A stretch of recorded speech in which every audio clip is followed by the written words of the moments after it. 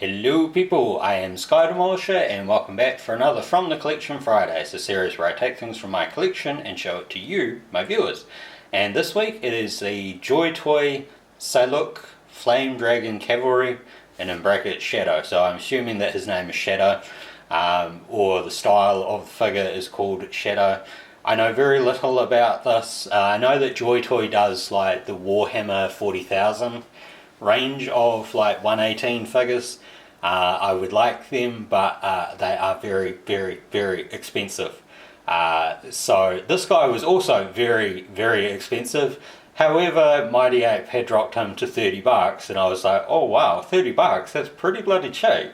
I've always wondered what a Joy Toy figure is like, so I bought it.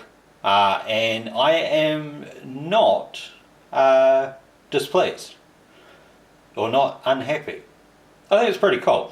Now the figure itself, like this guy I mean, comes with a spare head and two spare hands. They are in the box. I will not put the box on yet, but I will bring it back. Basically you get the figure and you get the dragon. The dragon is basically in like a vehicle mode when you get it, and you can transform it into this dragon form, which is what I've done. I won't transform mine back, but I will say that it's sort of prone to falling apart, but it's easy enough to put it back together. So I think that the joints have smartly been made in a way that they should pop off the dragon, and then you can just pop them back on. And I sort of struggled at first to figure out how you were meant to get it into the dragon mode, but I got there eventually. The figure itself, like this guy, bring it back in, comes with a sword. Now, interesting enough, the sword is actually done in such a way that like part of the, I think it's the hilt, is thinner for the hand, and then it sort of extends out, so it's not like other figures where you would just slide it straight through. You've actually got to get it on that thin part, and it is a very nice looking sword. It's nicely painted, nicely sculpted. You can see that the figure itself has really nice sculpting. Now, because of his tubes and stuff, his head does have restricted movement. That's one of the reasons why I'm not going to swap the heads, but the main reason is just because I like this head. He's got these like jump jet things. Like I said, I know nothing about this line, but you can see that he's got like waist articulation. He has nice articulation at the arms, although his pad will get in the way. It does have the elbow and does have movement at the hand, which is rotation and that kind of thing. So you can probably get him in some okay poses. I don't think he does a big Van Damme thing because he's got this sort of leg armor. It doesn't go very far forward, but it does have a good knee joint. So from what I can tell, I think it's actually a double knee, not a single knee. So it does actually sort of have that double bend thing, which works quite well. I mean, that's not too bad a pose itself, actually. It's sort of like a flying kick. Not that you really do a flying kick. Plus it has the articulation at the feet, including toe. It does have a hole there for a stand.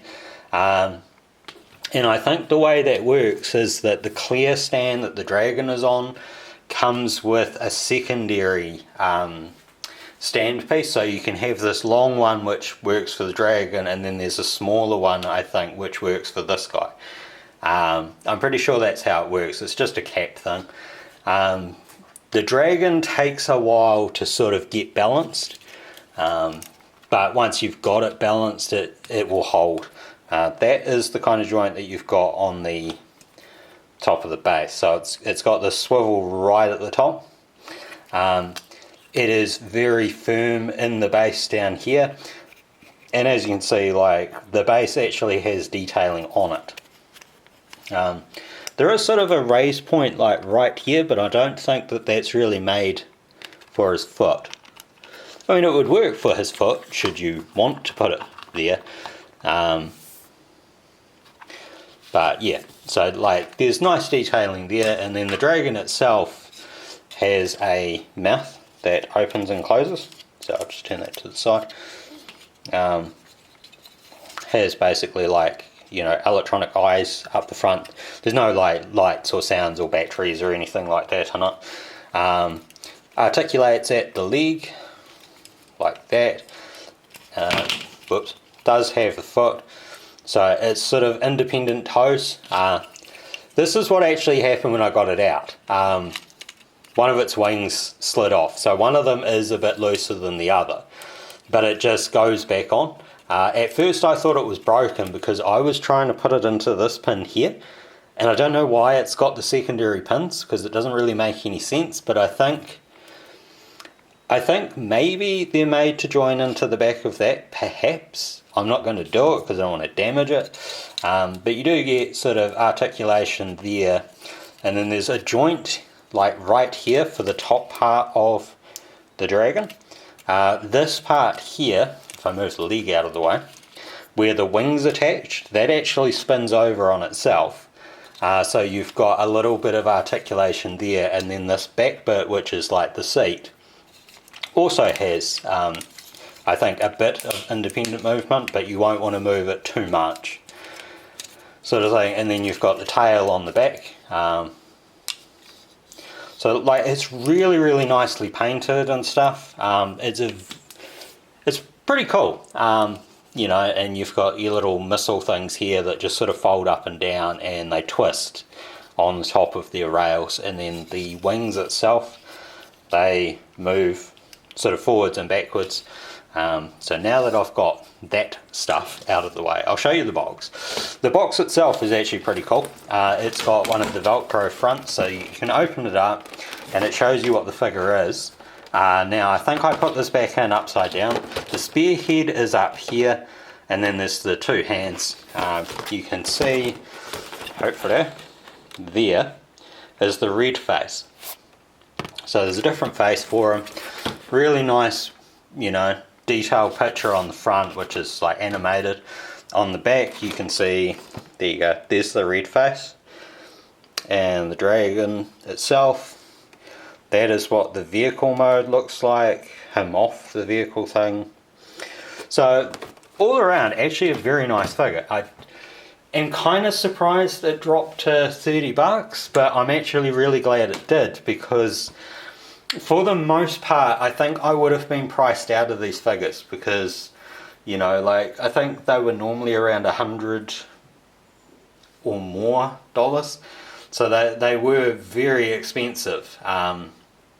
But I tell you what, I think they're really cool. I don't know if Joy Toy and Hire Toys are maybe the same company under different names and stuff, like we see with Transformers. Like the knockoff Transformers often have the exact same figure being released by different named companies, but it all comes back to the same company. I don't know if Joy Toy and Hire Toys are actually two separate companies. I think they are.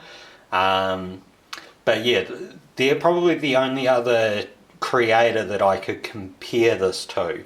And I do own a number of Hire Toys figures. You know, I've got the Aliens, I've got Predators, and I've got Judge Dredd.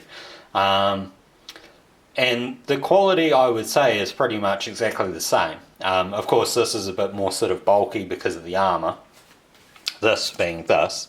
But yeah, like, it's really, really nice.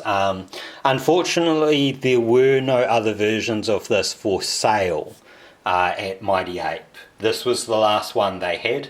When I first looked, they had 2 left. Oh, actually, I think when I first looked, they had 4 left. Then they had 2 left, and I thought, I don't really have the money, but I really need to get this, so I scrounged together quickly some money from my savings and bought it. And I'm very pleased with it. So I hope that you have enjoyed this, and until next time, take care of yourselves. Bye.